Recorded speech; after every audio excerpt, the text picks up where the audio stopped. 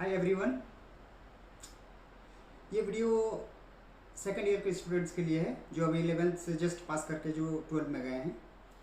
और सबसे पहला जो टॉपिक है मानव भूगोल की प्रकृति एवं विषय क्षेत्र, उससे संबंधित है।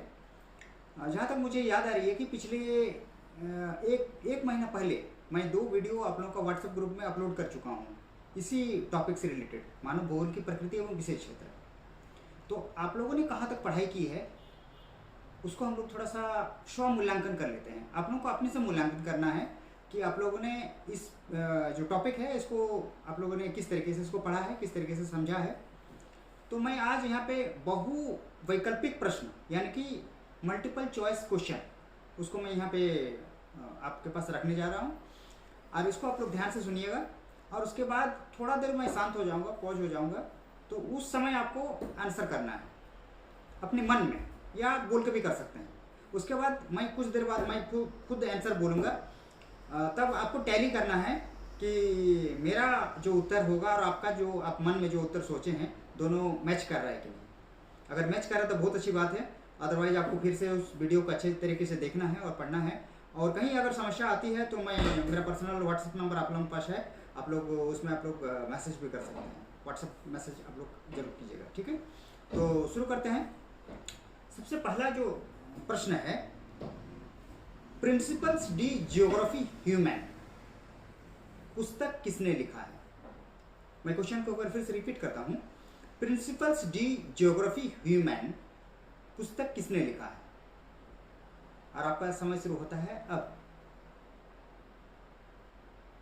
इतना देर काफी होता है मेरे ख्याल से, ठीक है। और इसका सही उत्तर है वाइडल डी ला ब्लाश। तो प्रिंसिपल्स डी जियोग्राफी ह्यूमन जो पुस्तक है इसको वाइडल डी ला ब्लाश महोदय ने लिखे थे, ठीक है। और इनका समय अवधि रहा है 1848 टू 1918 तक। इस बीच में इन्होंने अपना कार्यकाल दिया है भूगोल के क्षेत्र में। दूसरा जो सवाल है आपका, चार्ल्स डार्विन की सबसे चर्चित पुस्तक कौन सी है। चार्ल्स डार्विन की सबसे चर्चित पुस्तक कौन सी है। और आपका समय शुरू होता है अब। मेरे ख्याल से इतना तो काफी होता है। और उनका सबसे फेमस पुस्तक है origin of species. Charles Darwin की सबसे चर्चित पुस्तक ओरिजिन ऑफ स्पीसीज, मतलब ये भौगोलिक क्षेत्र में सबसे अहम योगदान दिया। इस पुस्तकों ने हम लोगों ने बहुत कुछ इससे अध्ययन किया भौगोलिक क्षेत्र को संबंधित रखते हुए। और 1859 में इस पुस्तक को उन्होंने पब्लिश किया था, ठीक है। आगे बढ़ते हैं हम लोग। नेक्स्ट क्वेश्चन, संभववाद या संभावनावाद शब्द का प्रयोग सर्वप्रथम किस फ्रांसीसी विद्वान ने किया। मैं क्वेश्चन को अगर फिर से रिपीट करता हूं, संभववाद या संभावनावाद शब्द का प्रयोग सर्वप्रथम किस फ्रांसीसी विद्वान ने किया। समय शुरू होता है आपका अब। 1 2 3 हो गया। जरूर मन में आप लोग उत्तर सोच लिए हैं। और इसका सही उत्तर है लुशियन फेब्रे। तो इन्होंने ये संभववाद शब्द का सबसे पहले प्रयोग किए हैं और इनका समय अवधि रहा है 1878 टू 1956, ठीक है। नेक्स्ट क्वेश्चन हम लोग चलते हैं। क्वेश्चन को ध्यान से सुनिएगा। ग्रिफिथ टेलर द्वारा कौन सी विचारधारा दिया गया था। फिर से एक बार मैं दोहराता हूं, ग्रिफिथ टेलर द्वारा कौन सी विचारधारा दिया गया था। मेरे ख्याल से उत्तर अभी तक आप लोगों ने मन में जरूर सोचे होंगे। और इसका सही उत्तर है नवनियतिवाद, अर्थात न्यू डिटर्मिनिज्म, नवनियतिवाद। तो चलते हैं, आगे बढ़ते हैं। कौन अमेरिकी भूगोलवेत्ता रेटजेल के शिष्य थे। कौन अमेरिकी भूगोलवेत्ता रेटजेल के शिष्य थे। और इसका सही उत्तर है कुमारी एलेन सेम्पल, ठीक है। तो रेटजेल के शिष्या, एक्चुअली शिष्य नहीं, ये शिष्या थी कुमारी एलेन सेम्पल। नेक्स्ट क्वेश्चन हम लोग चलते हैं। क्वेश्चन नंबर 6, किस वर्ष प्रत्यक्षवाद विधि की शुरुआत हुई थी।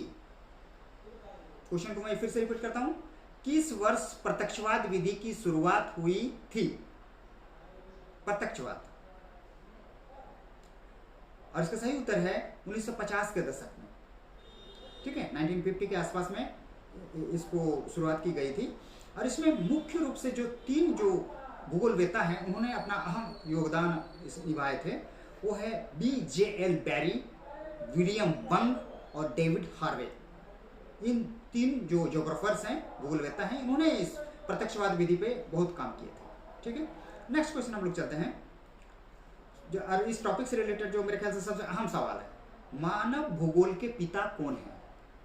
मानव भूगोल के पिता कौन है? Who is the father of human geography?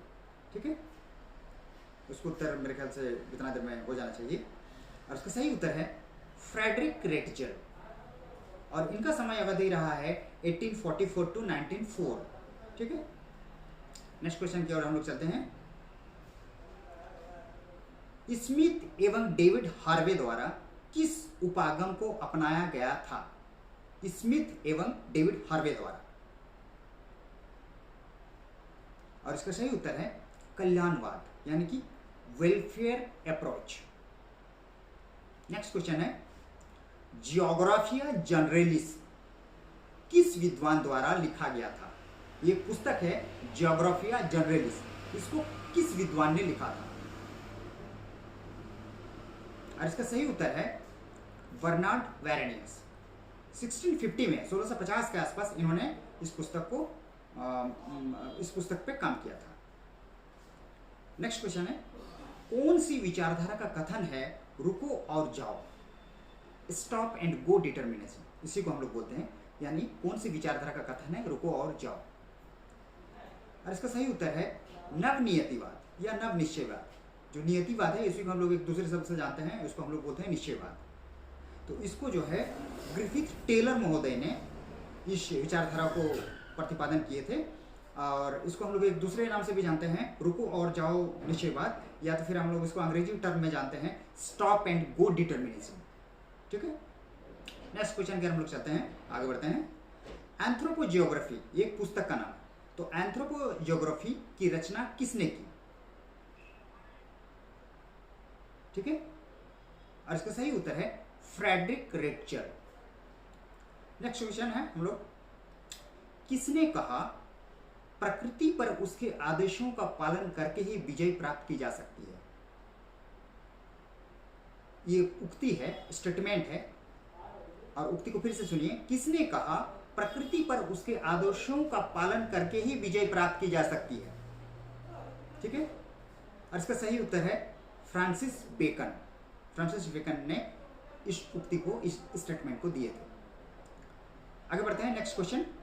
मानव भूगोल अस्थिर पृथ्वी एवं अथक मानव के परस्पर परिवर्तनशील संबंधों का अध्ययन है, ये कथन किसने कहा? फिर से एक बार स्टेटमेंट को मैं दोहराता हूं। मानव भूगोल अस्थिर पृथ्वी एवं अथक मानव के परस्पर परिवर्तनशील संबंधों का अध्ययन है, ये कथन किसने कहा? ठीक है,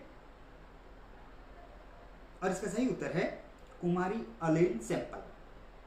ठीक है, नेक्स्ट क्वेश्चन की ओर हम लोग चलते हैं। संभावनावाद शब्द का प्रयोग सर्वप्रथम किसने किया? संभावनावाद शब्द का प्रयोग या संभाववाद शब्द का प्रयोग सर्वप्रथम किसने किया? तो इसका सही उत्तर है लुशियन फेब्रे। ठीक है, और कभी कभी बहुत सारा एक एग्जाम में आता है, देखिएगा इस क्वेश्चन को, हालांकि हर कोई बुक में एकदम सही से तो मिला नहीं है, लेकिन इसका आंसर यही है। किसने कहा मानव प्रकृति का दास है? किसने कहा मानव प्रकृति का दास है? और इसका सही उत्तर है अरस्तु। ठीक है, तो ये मैक्सिमम ये मल्टीपल चॉइस क्वेश्चंस आंसर था, जो मुझे लगा कि आप लोगों के साथ चर्चा करनी चाहिए। और आप लोग में से कितना का जो भी मैं आंसर बोला कितना का सही हुआ है, आप लोग खुद इसको मूल्यांकन वीडियो देखते हुए आप लोग कर लीजिएगा। और जिसका बहुत अच्छा है तो बहुत अच्छी बात है, अगर किसी का थोड़ा बहुत इधर उधर मतलब अगर जवाब नहीं आ रहा था तो आप लोग